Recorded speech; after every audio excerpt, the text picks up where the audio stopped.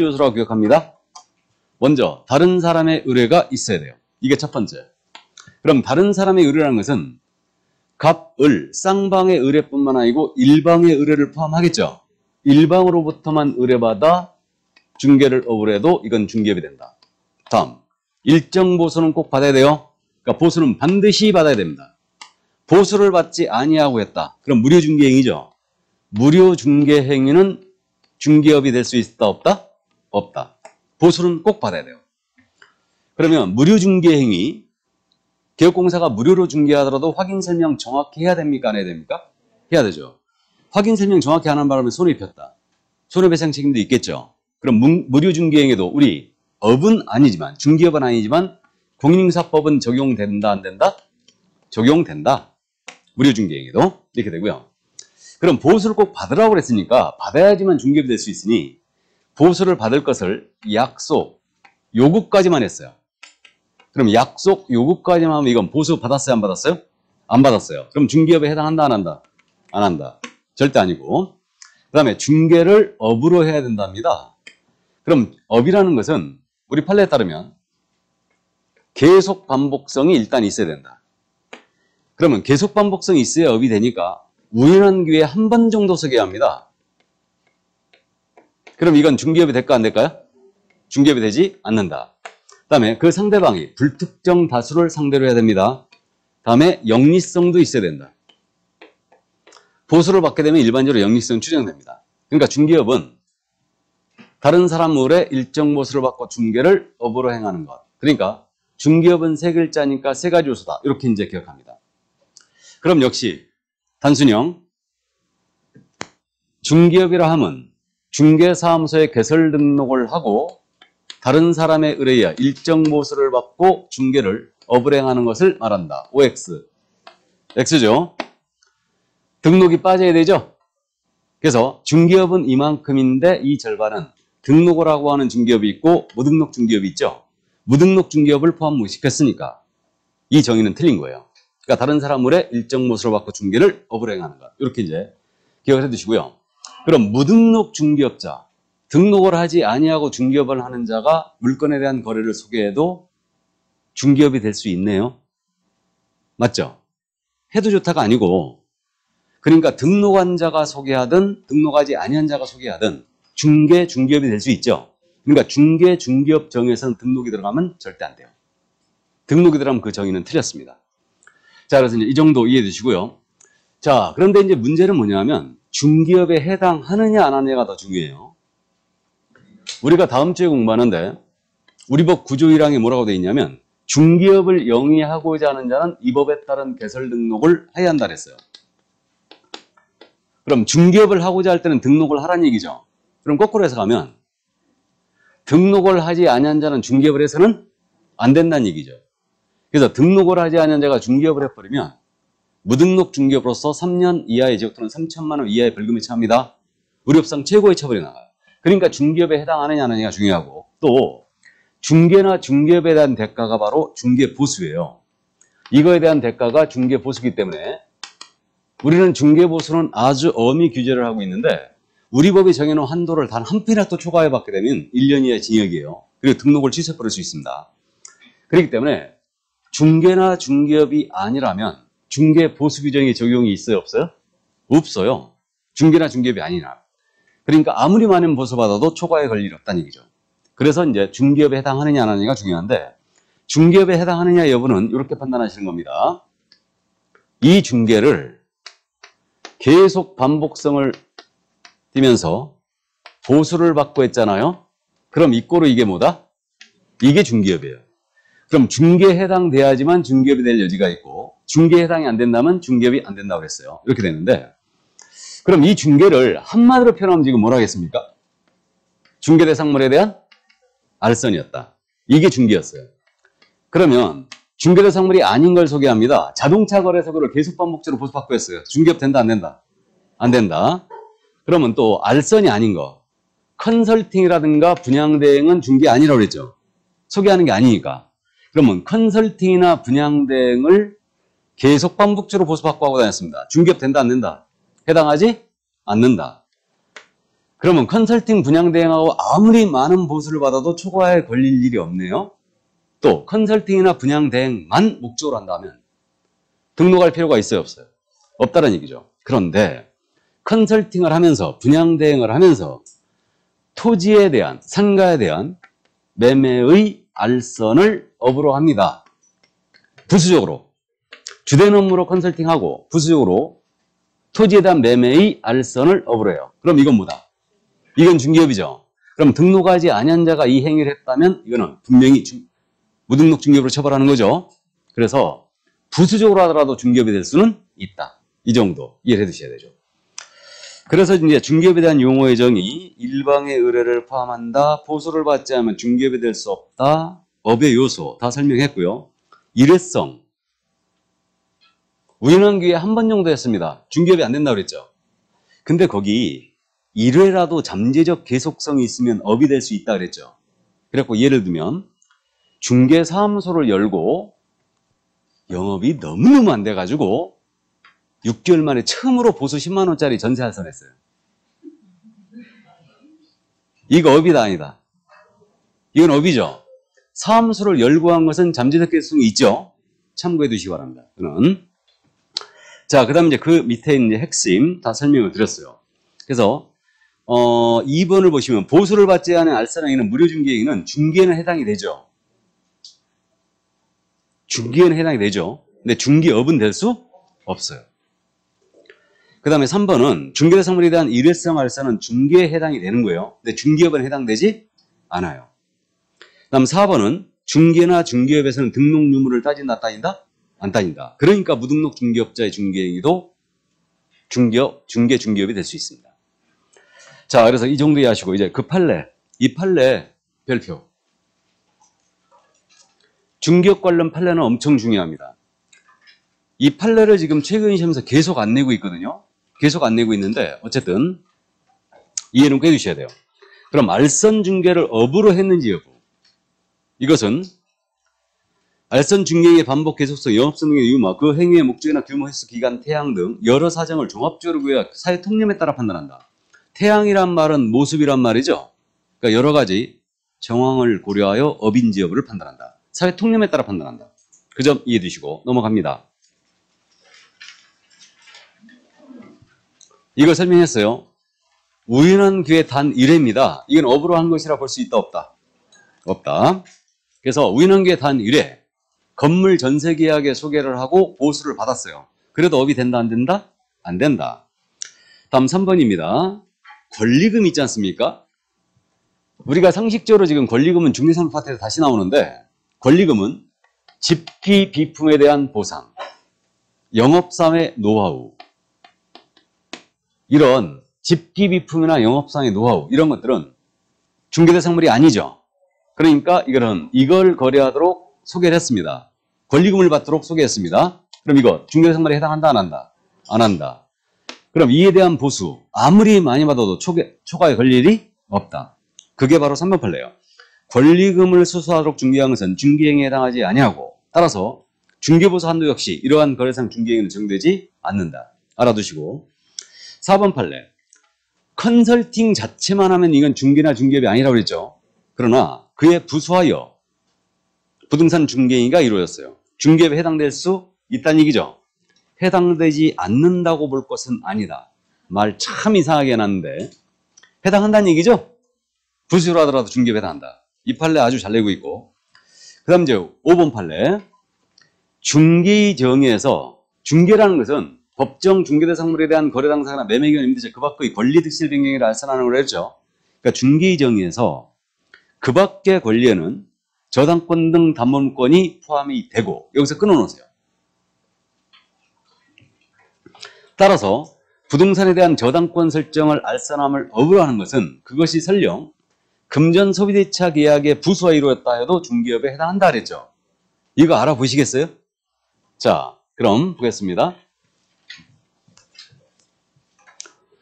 자, 그러면 이제 이분이 은행 출신이었어요. 그래가지고 이른바 대출 알선을 하고 다니는 거예요. 은행 관계자들 많이 알고 계셔가지고. 그러면 이게 대출이 민법적으로 뭐냐면 금전 소비대차 계약이에요.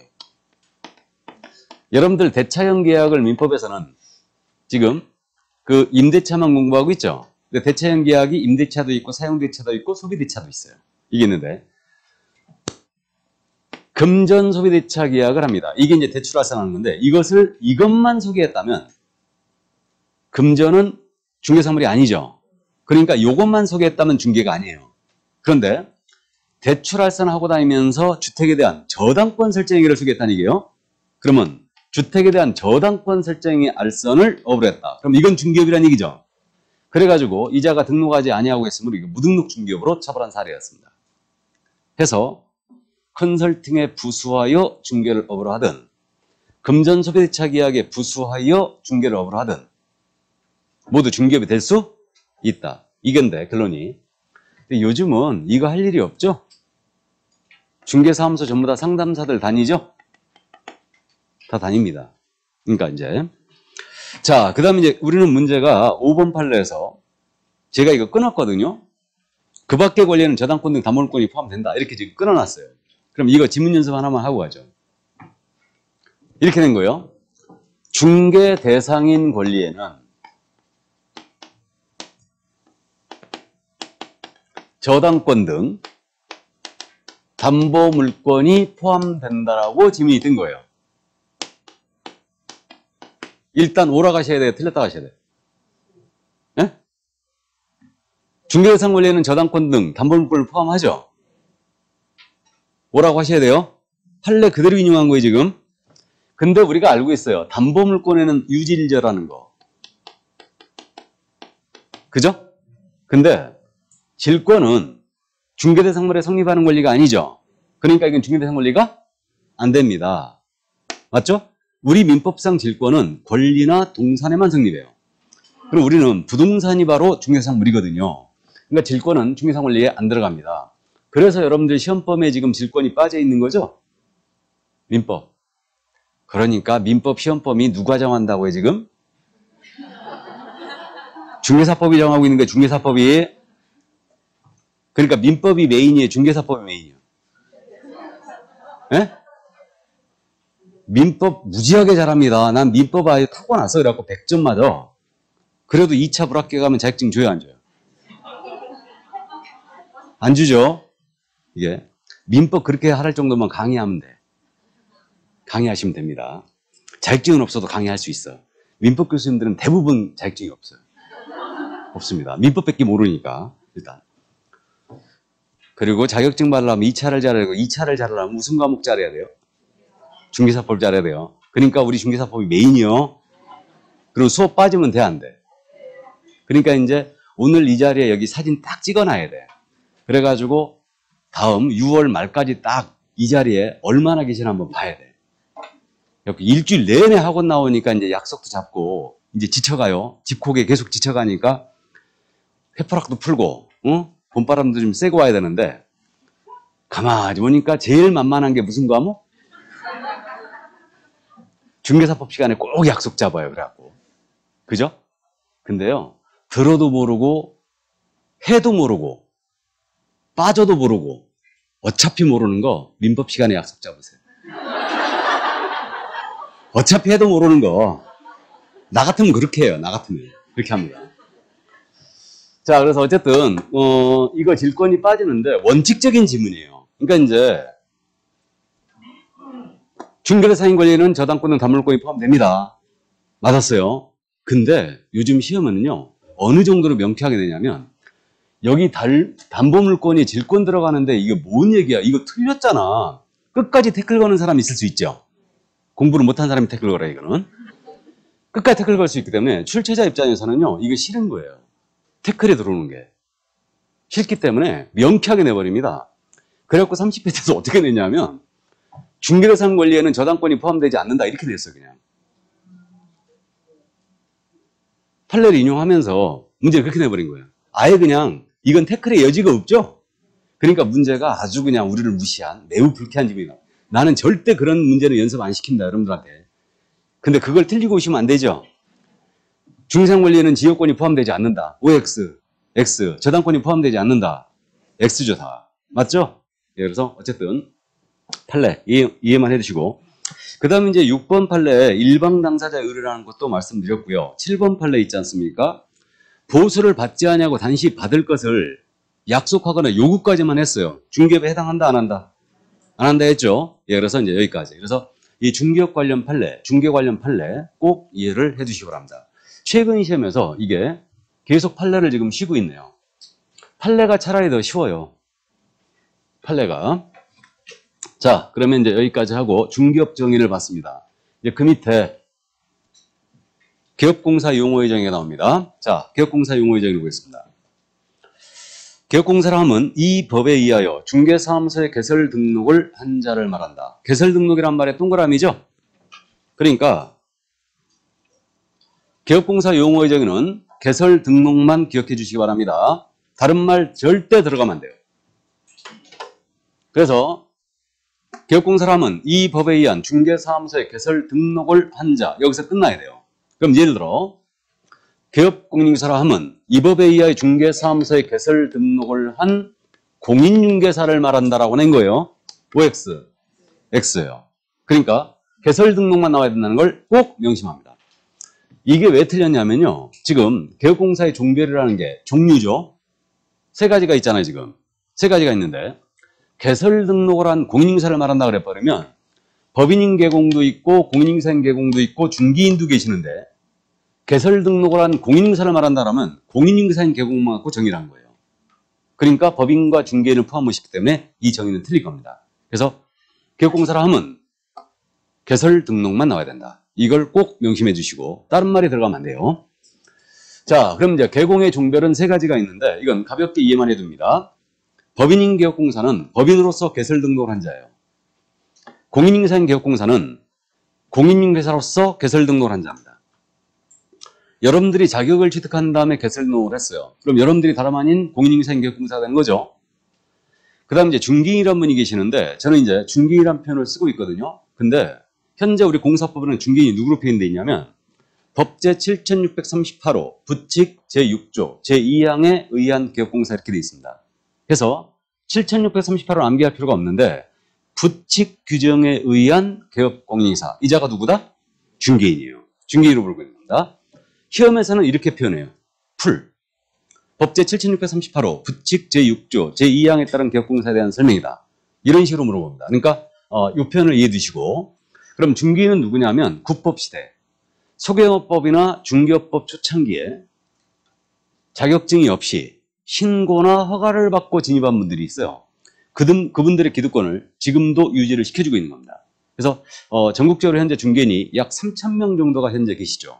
그 정도 계시는데 전국적으로 지금 11만 명의 개업공사가 있거든요. 등록하신 분이 11만 명 중에 약 3,000명 정도가 중개인이 현재도 남아 계시고 대다수는 공인중개사인 개공이겠죠. 법인은 2,000개도 안 돼요. 법인은 2,000개도 안 됩니다. 그리고 그 60%가 지금 어디 모여 있다? 우리 수도권에 모여 있다. 60%가. 그래서 일단 그 정도 이해를 해주시고요. 그래서 이 중개인이 누군지는 이제 그 정도만 이해하시고 법인인 개공은 다시 두 가지로 나눠져요. 법인인 개공은 순수 중개법인이 있어요. 이 순수 중개법인은 누구냐면 우리 법이 법인의 요건을 정해놨거든요. 법인이 어떤 요건을 갖추냐 이 부분은 이제 다음 주에 공부하는데 우리 법이 정한 법인의 요건을 그대로 맞춰 등록한 법인 이게 이제 순수 중개법인이고 특수법인이라고 제가 강학상 부르는 자가 있거든요. 물론 이 특수법인이라는 표현도 강학상 표현이기 때문에 시험에서는 뭐라고 표현하냐면 다른 법률에 따라 중개업을 할 수 있는 법인 이렇게 돼 있어요. 그래가지고 다른 법률에 따라 중개업이 허용된 법인이 있거든요. 이걸 줄여서 특수법인이다 이렇게 지금 부르고 있는데 대표 주자가 지금 누구냐면 특수법인에 지역농협협동조합이 있죠. 그래서 지역농협이 있습니다. 단위농협 이게 대표적인 특수법인이에요. 그래서 지역농협은 중개업을 할 수가 있습니다. 그래서 법인인 개공은 중개법인과 특수법인을 나누고 일반적으로 법인인 개업공사 그러면 중개법인을 얘기합니다. 이렇게 하시고 앞으로 개업공사를 제가 개공 이렇게 부르죠. 개공이 바로 개업공사다. 그렇게 이해를 해주시면 되겠네요. 자, 그럼 여기까지 하고요. 그 다음 이제 공인중개사 용어의 정의로 내려갈까요? 자, 내려갑니다. 공인중개사. 이 법에 의한 공인중개사 자격을 취득한 자. 자격을 취득의 동그라미.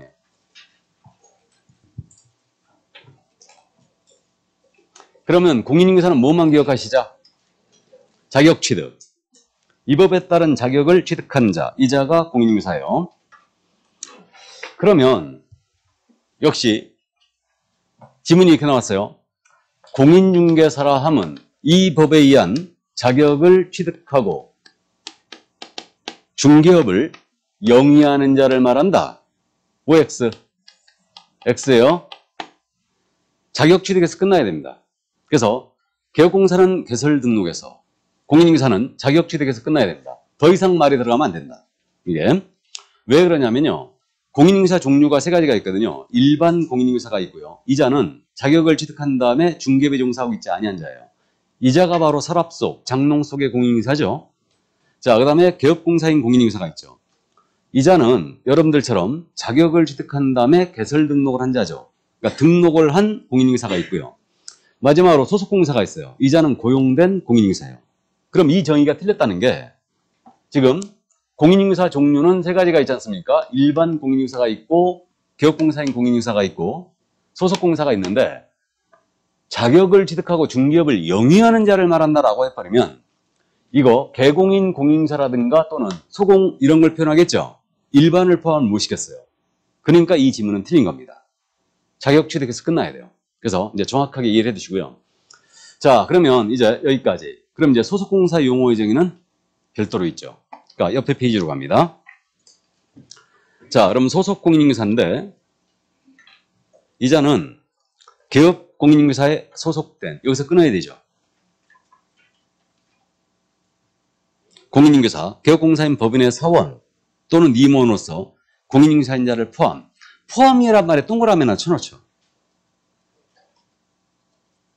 로서 여기서 끊어놓으시고 중개 업무를 수행하거나 여기서 끊어놓으시고 개업공사의 중개 업무를 보조하는 자를 말한다. 자, 그럼 우리 소속공사는 고용된 공인인계사다 이렇게 이해하시면 되는데 길어요. 그러니까 이자의 용어의 정의는 반드시 어떻게 암기하느냐? 말 그대로 기억합니다. 말 그대로. 소속공사라면 개업공사에 소속된, 소속이 됐다는 얘기는 고용됐다는 얘기죠. 공인인계사로서.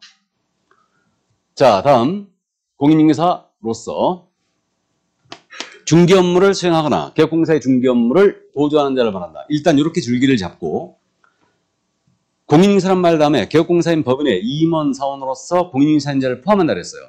그럼 임원 사원이 누구냐? 이거는 다음 주에 공부를 하는데 여기서 미리 치고 갑니다. 이 임원이라는 자는 우리 법인 중에 주식회사, 유한회사가 있거든요. 이사감사라는 분이죠. 그렇게 이해하시면 돼요. 그냥 업무집행자가 유한책임사원이 있는데 그것도 임원이고요. 그 다음에 여기 사원이라는 표현이 있죠. 이거는 회사의 종업원이다 아니다? 아니다. 이 사원이라는 표현은 합자나 한명 회사의 무한책임사원이라고 있어요. 무한책임사원. 그러니까 회사 채무에 대해 끝까지 책임을 지는 자들. 이들이 바로 무한책임사원인데 법상 사원이라는 표현은 이 회사의 종업원이 절대 아니다. 이 회사의 투자자인 자를 얘기합니다. 투자자. 그래서 이 투자자인 자가 끝까지 회사 채무에 대한 책임을 지는 거예요. 그래서 합자나 한명 회사에는 무한책임 사원들이 있는데 이들을 바로 얘기한다. 이들이 주식회사의 이자와 동격인 자들이에요.